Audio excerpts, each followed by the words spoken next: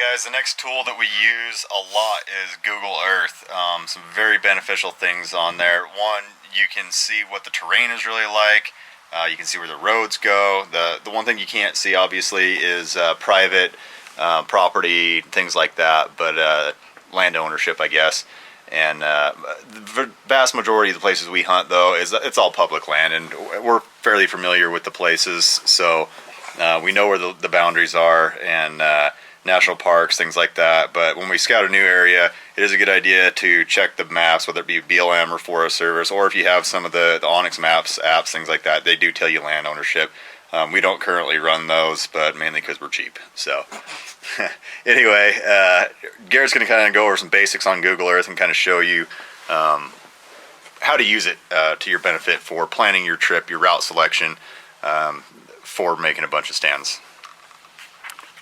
Alright, so we're in some random spot out here in Nevada that we've never been. We just kind of zoomed in out there, and you know what I'm seeing already on here I like. So a couple things to look for. Some sort of water source nearby. Obviously you can see we've got some fields. Looks like a drainage bottom right here. Run more than likely is going to have water in it. As I'm just scrolling around. Never been here, so I'm curious what the country looks like. So if you look on here, you see all these little boxes. You can click on them, and it's pictures. Sometimes they're mislocated, misrepresentation of the area, but it can give you a pretty good idea of what the country looks like out there. You can see, you know, if it's super thick sage, wide open country, you know, it gives you a pretty good general idea. Then, you know, go ahead and zoom in. You can start checking out your road systems. This is where you can plan those loops we talked about, and it also kind of gives you the terrain features. You can see up and down. If you go ahead and tip the screen, which Micah doesn't like to do, but I do it all the time. Yeah, I've gotten better at it now that you've started to show me to do it. I'm used to looking at it that way now.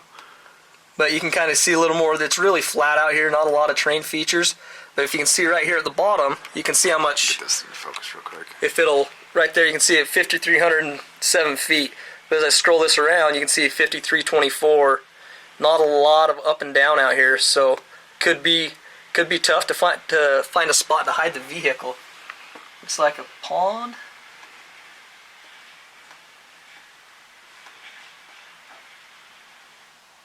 Micah's computer's inverted from mine, so I might screw it up from time to time.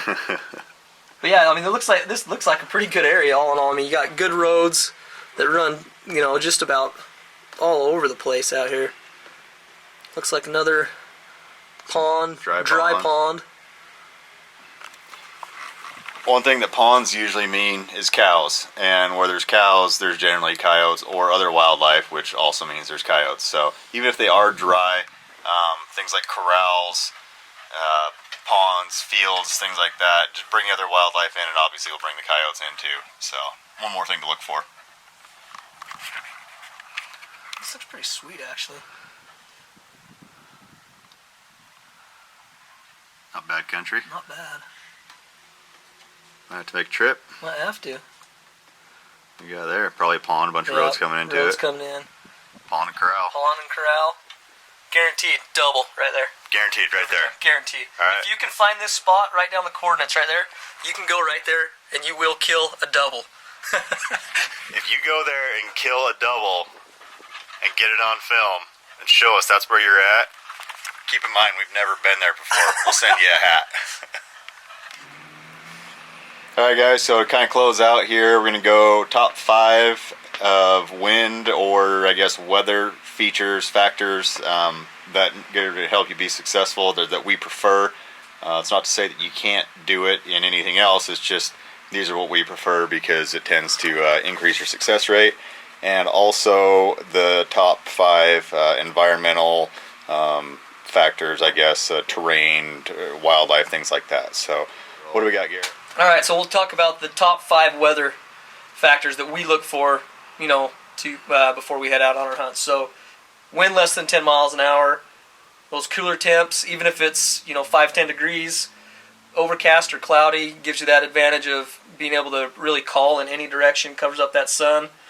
The wind direction, and if it is going to be sunny, look for those, and you're not getting that break in the weather where you get the cloud cover and you've got to go out on those sunny days. Look for the days, if you've got a few to choose from, that's definitely those cooler temperature days. Those little things make a big difference in coyote behavior and how they respond to calls. And then as far as terrain, land features, water, always look for a water source, whether it's springs, streams, ponds, river, any kind of water source, ring tanks, cattle tanks. Within a few miles you want to be, because like we talked about earlier, where there's water, there's other animals, which other animals is feed for the coyotes.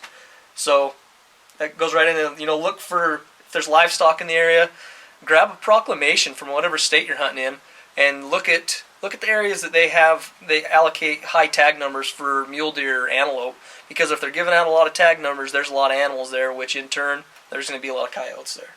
And then look for areas that have some sort of elevation that you can actually, for your stand, that when you can sit in, you can get to that little bit of elevated point where you can see over the whole stand. You've got that vantage point where you can see everything. Granted, a lot of places may not have that, just good flat land where you can't really get that vantage point, but get the best area you can for visibility. You always want to be at a spot where you can see the majority of your entire stand.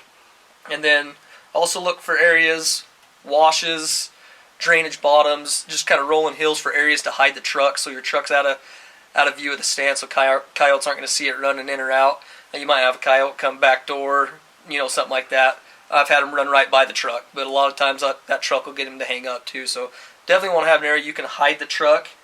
And then if you've got area where you live, where you hunt, that's open. We like to hunt pretty wide open stuff. You've seen a lot of our videos. We hunt some really open stuff because we've got that around here. So if you've got that where you can see 500, 600, 700 yards or further into your stand, that's ideal for what we like. So if you're in a heavily wooded area, maybe take that chance and get on. If you have to get permission to get on the edge of a landowner's field or something, sit on the edge of the trees right there on that field. So that's pretty much it, guys. Those are the things that we look for when we go coyote hunting. If we have 2 or 3 days to choose from and we're only going to be able to make it out, for a day, but we could go whichever day, we'll pick that one day that's everything lines up the best for us to give us our highest success rate. So if you guys have any more questions, any more videos you want to see, comment below. We'll try and answer all your questions that we can. It'll either be Micah or myself responding back to you. So yeah, definitely comment below. If there's more videos you want to see, more informative, let us know, and we'll definitely do that, because we're doing this here for you guys. So thanks for the support. Be sure and subscribe, and go over and follow us on Instagram and Facebook at @hidden_instinct on Instagram, and then just Hidden Instinct on Facebook. So thanks for the support, and we'll catch you on the next one. All right, I want to give a shout out real quick to allpredatorcalls.com. Predator Calling Superstore. If you guys need anything whatsoever for any kind of predator hunting, night hunting, pig hunting, coyote, bobcat, anything, that is the place to go. Can't thank them enough for taking care of us the way they have. We're pretty lucky we've got them local. They're actually right here in St. George, so we've kind of got them at our disposal where we can run right down there. So big thanks to them. If you would, definitely go over anything predator related. Go check them out at allpredatorcalls.com. They will have what you guys need. Yeah, also you guys probably have seen Luke in a bunch of our coyote hunting videos. He works there, and chances are if you called, he's probably going to be answering the phone. So obviously you're going to get some good tips there. So he'll know the products, know how to use them, knows what he's doing probably as well as about anybody out there. So anyway, check him out.